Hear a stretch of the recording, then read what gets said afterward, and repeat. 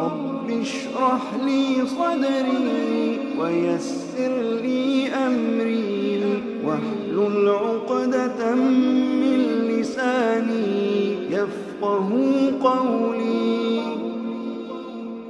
اللہ تعالیٰ کی بے پایا حمد و ثنا، اس کی تعریف، اس کی تمجید، اس کی تحمید اور اس کی توحید کا اقرار، اس کی نعمتوں کا اظہار۔ درود و سلام ہو رحمت عالم، نبی مکرم، رسول مقدم، شاہ امم، محمد الرسول اللہ صلی اللہ علیہ وسلم کی ذات پر، اور اللہ کی رحمت نازل ہوں صحابہ کرام، ائمہ دین، فقہاء کرام، مجاہدین اسلام اور اولیاء اعظام پر۔ ہم عموماً یہ سمجھتے ہیں کہ ہم جو بھی نیکی کرتے ہیں اس کا فائدہ ہمیں آخرت میں ملے گا، دنیا میں اس کا کچھ حصہ نہیں ہے۔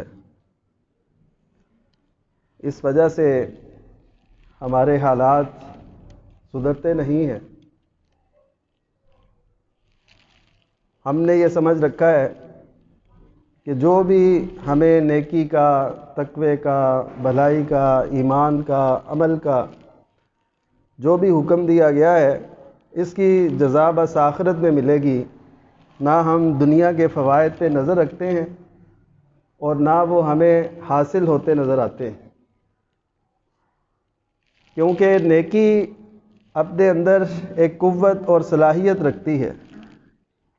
جب انسان اس کے فوائد نہ سمیٹ رہا ہو تو پھر دو ہی باتیں ہو سکتی ہیں، یا تو وہ نیکی صحیح معنوں میں نیکی نہیں ہے، اس کے اندر کچھ فرق ہے، یا پھر اخلاص کے اندر کمی ہے، یعنی وہ اللہ کی رضا کی خاطر نہیں ہو رہی۔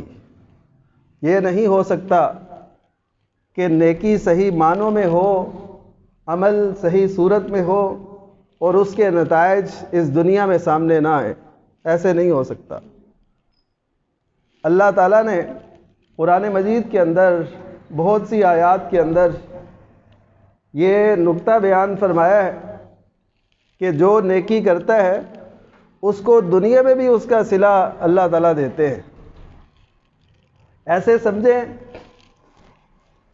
جس کو وہ صلے حاصل ہو رہے ہیں، جس کے نتائج اس کے سامنے آ رہے ہیں، تو یہ امید ہے اس بات کی کہ اس کی آخرت بھی بہتر ہوگی۔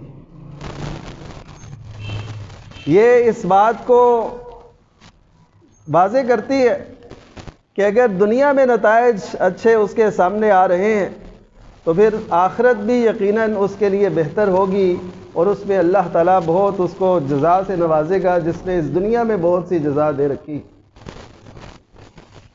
تو اس میں پہلی چیز، اللہ تعالیٰ ایمان کی وجہ سے دنیا میں غلبہ اور عروج نصیب کرتا ہے۔ اللہ تعالیٰ نے واضح طور پہ فرمایا، کتب اللہ لاغلبن انا ورسلی، کہ اللہ تعالیٰ نے یہ بات لکھ دی ہے کہ ضرور میں غالب آؤں گا، یعنی اللہ تعالیٰ نے اپنے بارے میں لکھا، اور میرے رسول غالب آئیں گے۔ تو اگر ایمان موجود ہے، رسولوں پر ایمان جس طرح کا حق ہے، تو پھر اس کا نتیجہ یہ نکلے گا کہ اللہ تعالیٰ ضرور اہل ایمان کو غلبہ نصیب فرمائے گا۔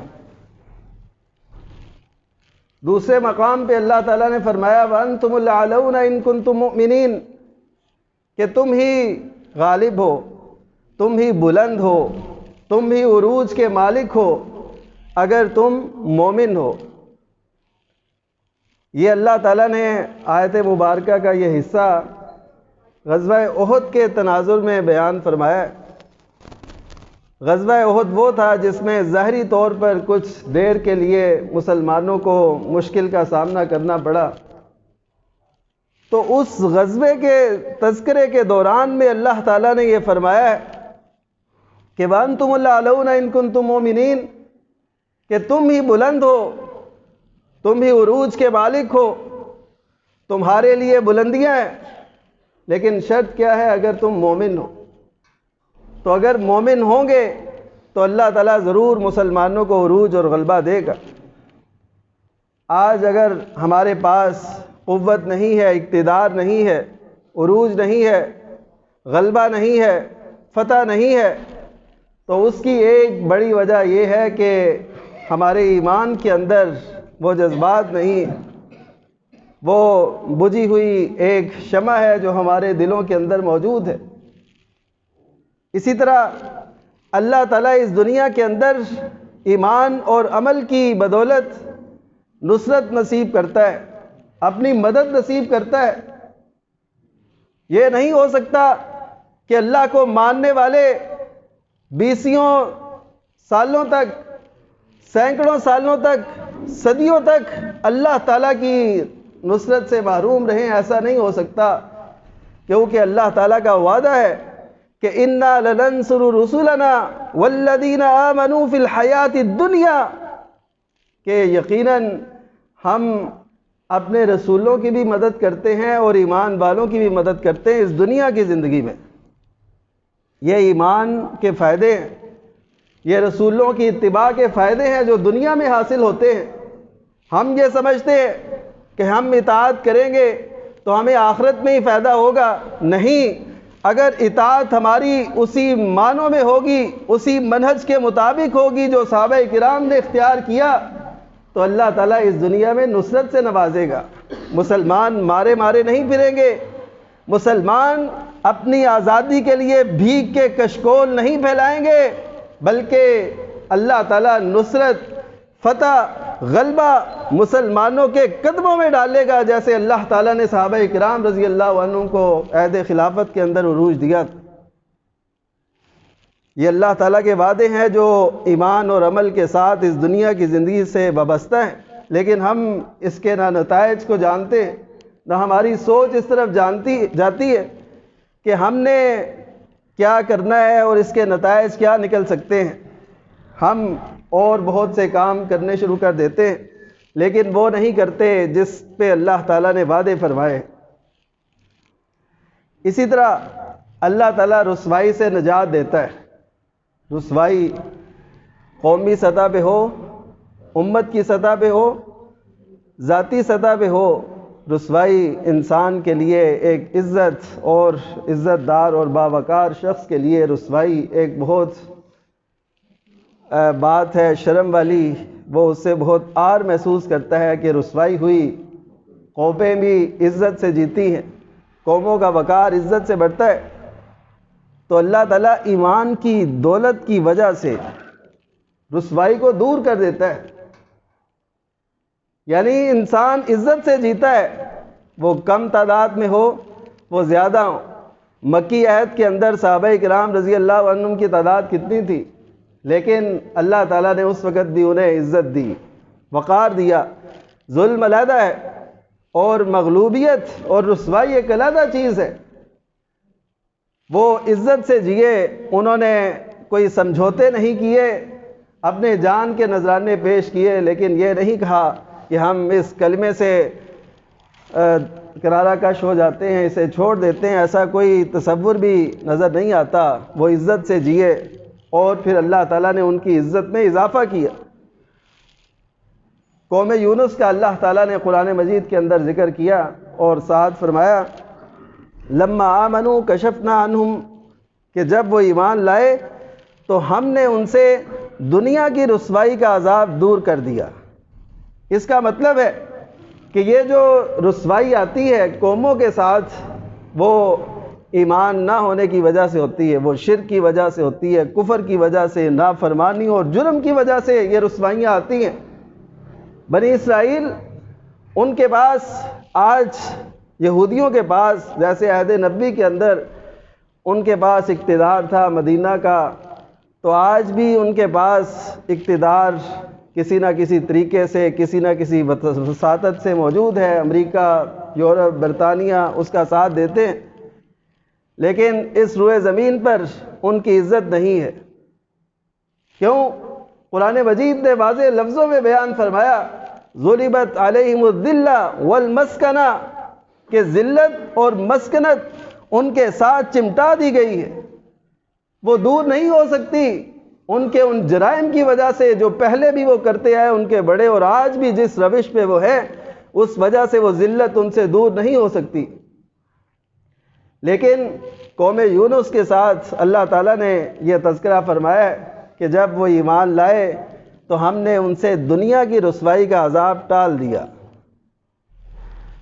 اگر ایمان کے باوجود، اگر ان دعووں کے باوجود جو ہم اسلام کے اپنے دل میں رکھتے ہیں، زبان پہ لاتے ہیں، اس کے باوجود بھی اگر آج امت مسلمہ رسوائی کا شکار ہے، ذلت کا شکار ہے، تو اس کا مطلب ہے ایمان کے اندر کمی ہے۔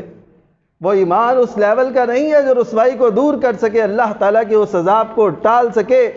میں تو یہ کہوں گا ہم تو اس بات کو بھی نہیں جانتے کہ کیا رسوائی بھی اللہ کا عذاب ہوتا ہے۔ ہم اس کو زہری اسباب سے جوڑ کے اپنی جان چھڑا لیتے ہیں کہ رسوائی اس وجہ سے ہے کہ مسلمانوں کے پاس تعلیم نہیں ہے، رسوائی اس وجہ سے ہے کہ مسلمانوں کے پاس اس نوعیت کا اسلحہ نہیں ہے۔ لیکن حقیقت یہ ہے یہ سب کچھ بے شک نہ ہو، نبی کریم صلی اللہ علیہ وسلم پر سچا ایمان ہو اور اللہ تعالیٰ کے اوپر ایمان پختہ ہو، تو یقین کیجئے کوئی دنیا کی طاقت ہم پہ غالب نہیں آ سکتی۔ اسی طرح اللہ تعالیٰ ایمان اور عمل کی وجہ سے اس دنیا کے اندر عمدہ زندگی نصیب کرتا ہے۔ یہ جو ہماری زندگیوں کے اندر بے قراریاں ہیں، یہ جو اضطراب ہے، یہ جو بے سکونی ہے، اس کی وجہ یہ ہے کہ ہمارے ایمان اس معیار کے نہیں ہے۔ اللہ تعالیٰ کا وعدہ تو قرآن مجید کے اندر موجود ہے، من عمل صالحا منکم، کہ جو کوئی من عمل صالحا من ذکر او انثی، کہ جو کوئی تم میں سے عمل کرتا ہے نیک، وہ مرد ہو یا عورت۔ مردوں کا علیحدہ ذکر کیا، عورتوں کا علیحدہ کیا، کیونکہ عورتیں یہ نہ سمجھیں کہ ہمیں شامل نہیں کیا گیا، ہمارا تذکرہ نہیں کیا گیا، کیونکہ جیسے مردوں کو نجات کی ضرورت ہے اسی طرح عورتوں کو بھی ہے۔ تو اللہ تعالیٰ نے من ذکر او انثی کے لفظ ارشاد فرمائے اور ساتھ ہی فرمایا وَفَلَنُحْيِيَنَّهُ حَيَاةً طَيِّبَةً، ہم اس ایمان اور عمل کے نتیجے میں بہترین زندگی، عمدہ زندگی نصیب کرتے ہیں۔ وہ زندگی ایسی نہیں ہوتی، وہ زندگی ایسی ہوتی ہے کہ اگر کوئی خیمے میں بھی ہے تو وہ اس طرح خوش ہے کہ جیسے دونوں جہان کی دولت اس کے پاس ہے۔ وہ اپنے معمولی سے گھر میں بھی خوش و خرم، وہ شاد و آباد ہے، اس کے اوپر کوئی مشکل نہیں ہے، وہ اللہ کی ہر رضا پہ راضی ہے، وہ آنے والی ہر مشکل کو جھیلتا ہے، برداشت کرتا ہے، صبر کرتا ہے۔ تو وہ زندگی اس کے لیے ایسی خوبصورت زندگی ہوتی ہے۔ میں کہتا ہوں کہ جو بڑے بڑے محلات، اقتدار کے ایوانوں کے اندر وہ سکون نصیب نہیں ہو سکتا جو اس شخص کو نصیب ہوتا ہے جسے اللہ تعالیٰ یہ زندگی نصیب کرتا ہے۔ فَلَنُحْيِيَنَّهُ حَيَاةً طَيِّبَةً، ہم اسے بہترین اور عمدہ زندگی نصیب کرتے ہیں جو ایمان اور عمل میں آگے بڑھتا ہے، وہ مرد ہو یا عورت۔ یہ اللہ تعالیٰ کے وعدے کس کے لیے ہیں؟ کون اس سے فائدہ اٹھائے گا؟ اگر ہم چاہتے ہیں کہ ہماری زندگی بہترین زندگی ہو، عمدہ زندگی ہو اس دنیا میں بھی آخرت میں بھی، تو اس کے لیے ایمان اور عمل صالح شرط ہے۔ پھر اللہ تعالیٰ نے یہ فرمایا کہ اللہ تعالیٰ مومنوں کو سکینت بھی نصیب کرتا ہے، سکون، سکینت، اطمینان، دل کے اندر قرار، ثبات، یہ سب چیزیں اللہ تعالیٰ نصیب کرتا ہے ایمان اور عمل صالح کے نتیجے میں۔ قرآن کے وعدے هو الذی انزل السکینۃ فی قلوب المؤمنین، وہی ذات ہے جس نے سکینت اتاری مومنوں کے دلوں کے اندر، لیزدادوا ایمانا مع ایمانہم، تاکہ ان کے دل کے اندر جو ایمان موجود ہے وہ اور زیادہ بڑھ جائے۔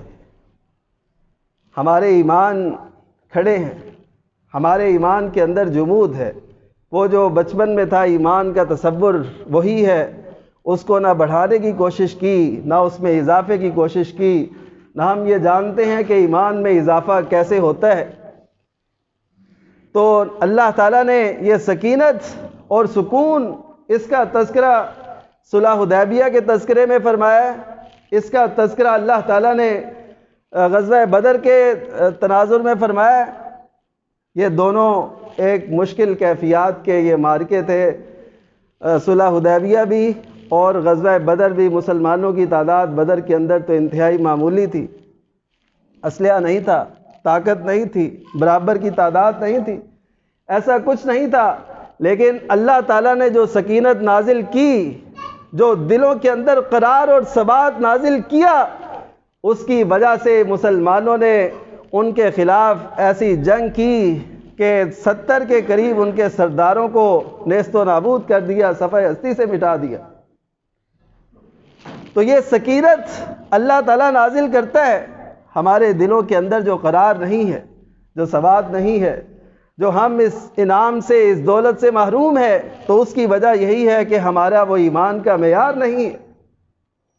اللہ تعالیٰ تو وہ سکینت نازل کرتا ہے تو ایمان کے اندر اضافہ ہوتا چلا جاتا ہے، یزدادوا ایمانا مع ایمانہم، کہ جو ان کے پاس ایمان کی دولت موجود ہے تو اللہ تعالیٰ اس میں اور اضافہ فرما دیتا ہے وہ سکینت نازل کر کے۔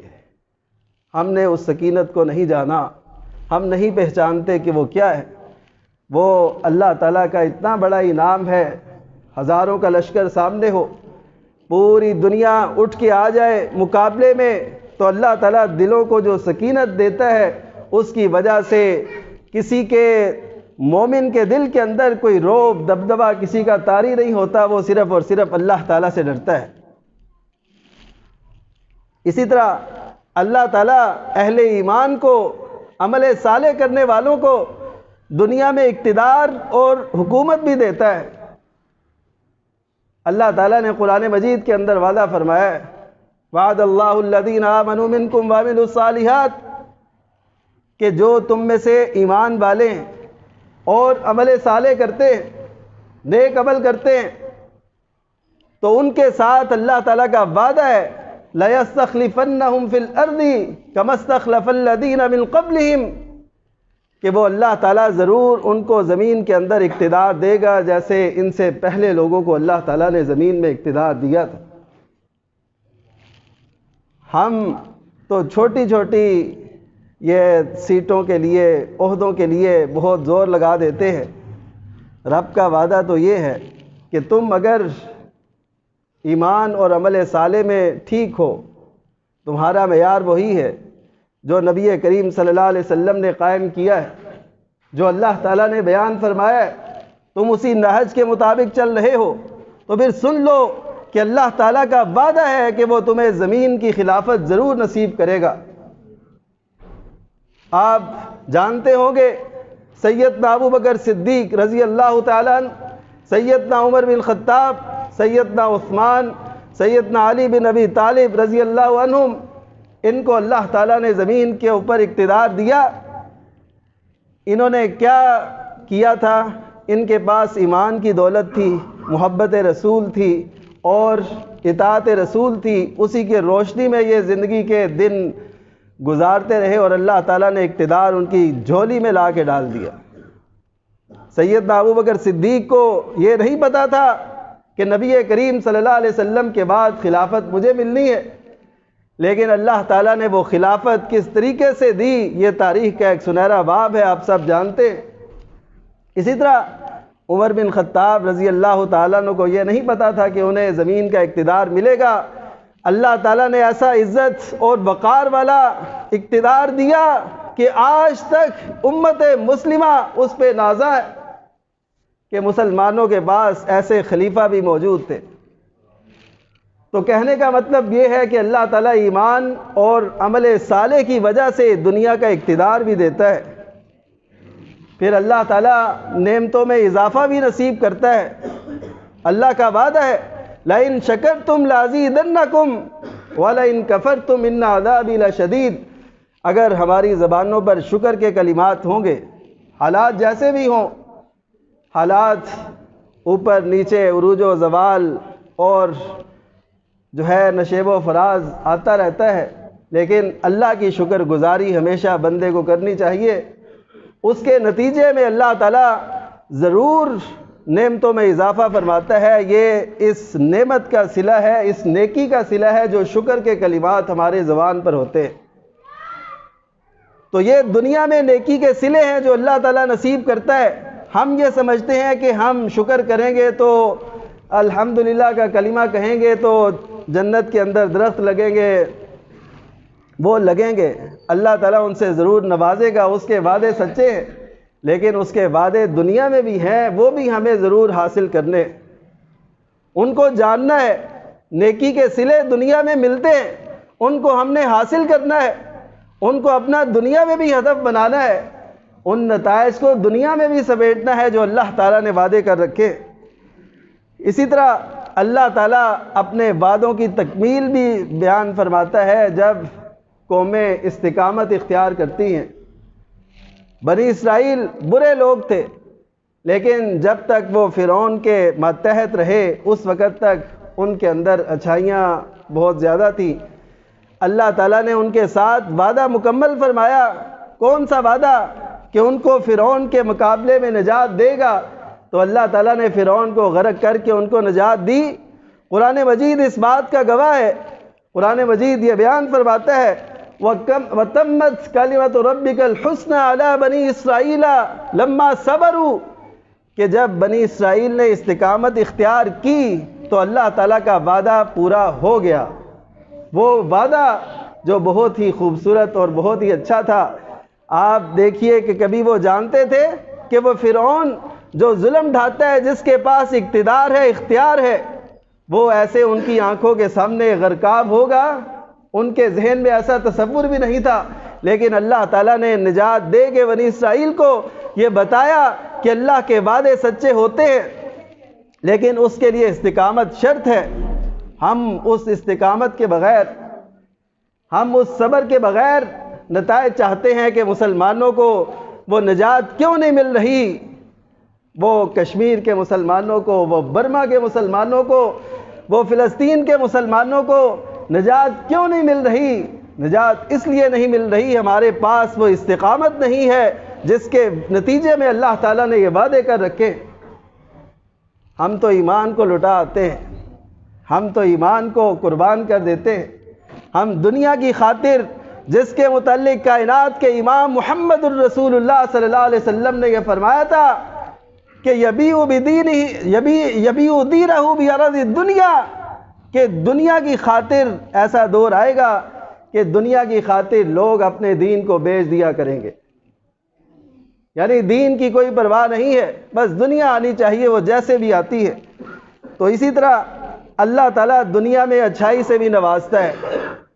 ہم یہ سمجھتے ہیں کہ ہماری نیکیوں کا صلہ آخرت ہی میں ملے گا، نہیں میرے دوستو، قرآن مجید میں اللہ تعالیٰ نے بیان فرمایا لِلَّذِينَ أَحْسَنُوا فِي هَذِهِ الدُّنْيَا حَسَنَةٌ، کہ جو لوگ نیکیاں کرتے ہیں ان کے لیے اس دنیا کے اندر بھی اچھائی ہے، اس دنیا کے اندر اچھائی ہے، اس اچھائی کو ہم حاصل کریں۔ وہ اچھائی کیسے ملتی ہے؟ وہ اچھائی اس نیکی کی وجہ سے جو اللہ تعالیٰ کے ہاں مقبول ہوتی ہے۔ اللہ تعالیٰ دنیا میں اچھائیوں سے نوازتا ہے۔ ایک ہوتی ہے دعا ربنا آتنا فی الدنیا حسنۃ وفی الآخرۃ حسنۃ وقنا عذاب النار۔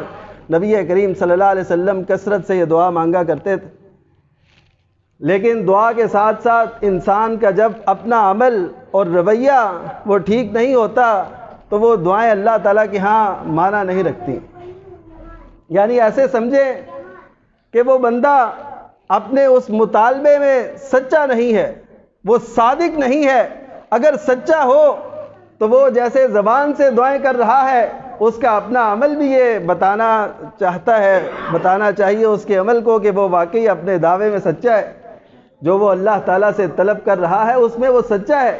تو اللہ تعالیٰ نے وعدہ کیا ہے کہ جو دنیا میں نیکیاں کرتے ہیں اس دنیا میں اللہ تعالیٰ ان کو اچھائی سے ضرور نوازتا ہے۔ اسی طرح اللہ تعالیٰ منکرات سے، بے حیائی سے روک کے رکھتا ہے، جیسے کہ اللہ تعالیٰ نے بیان فرمایا، یہ دنیا میں نیکی کے صلے میں عرض کر رہا ہوں کہ ان الصلاۃ تنہی عن الفحشاء والمنکر، کہ نماز بے حیائی اور برائی سے روکتی ہے۔ یہ دنیا میں اس نماز کا صلہ ہے۔ اب جس کی نماز اسے بے حیائی سے نہ روکے، جس کی نماز اسے اللہ اور اس کے رسول کے حرام کردہ کاموں سے نہیں روکتی، تو اس کا مطلب ہے اس کی نماز میں فرق ہے۔ اس کو اپنی نماز کا جائزہ لینا چاہیے، یہ دنیا میں اس کا صلہ ہے جو اس کو ضرور حاصل کرنا چاہیے۔ اگر نماز کے باوجود بھی اس کے ذہن میں وہی تصورات ہیں، وہی خیالات ہیں، وہی سب کچھ ہے جس سے اللہ اور اس کے رسول نے روکا ہے، پھر اس کی نماز وہ کامل نماز نہیں ہے، وہ حقیقی نماز نہیں ہے جو اللہ تعالیٰ کو مطلوب ہے۔ تو یہ نماز کا دنیا میں صلہ ہے۔